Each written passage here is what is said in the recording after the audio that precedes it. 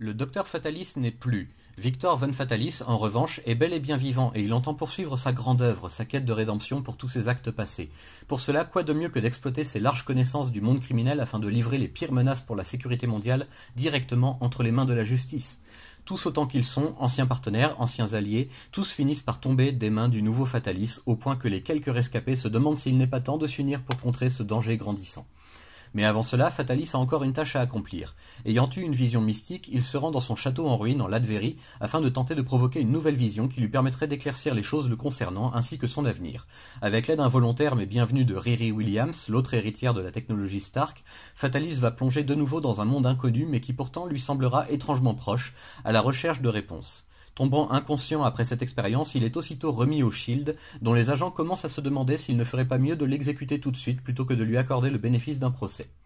La mutinerie, matée grâce notamment à l'intervention de Ben Grimm et surtout de Cynthia Von Fatalis, la mère de Victor, celui-ci se retrouve dans une dimension entre les mondes en compagnie de sa mère qui entreprend de lui révéler de nouveaux secrets des arts mystiques. Mais dans quel but ?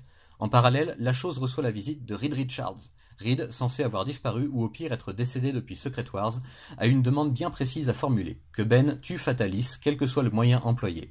Nourrissant tout de même de sérieux doutes quant à l'identité réelle de son interlocuteur, la chose va chercher conseil auprès de la seule autre personne à pouvoir le rassurer sur ce point et le mettre sur le droit chemin. Pendant ce temps, Fatalis et le Docteur Strange affrontent un ennemi redoutable qui vient de se révéler et qui compte bien terrasser le nouveau héros.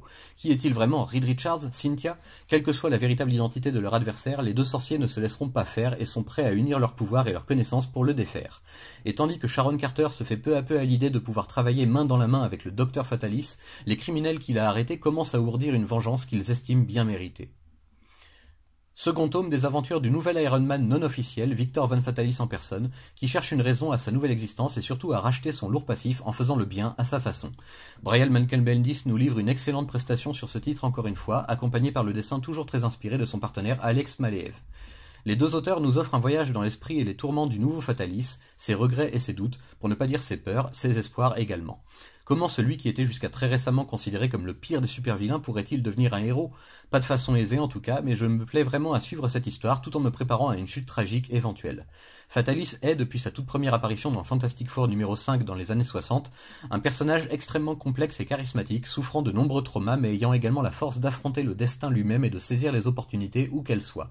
C'est un super-vilain emblématique de l'univers Marvel et des comics en règle générale, qui a inspiré énormément d'auteurs dans énormément de domaines. Le voir en quête de rédemption, comme a pu l'être Magneto par exemple, déclenche chez le fan que je suis une certaine satisfaction que je me prends à espérer pour lui que les choses se dérouleront le mieux possible. Qui sait, il pourrait bien réussir une fois encore à tromper la fatalité, lui qui est passé maître dans cet art. Si vous vous demandiez ce que pouvait bien devenir le Dr Fatalis privé de sa rivalité avec Reed Richards et de sa haine, lisez cette série qui vous surprendra de page en page.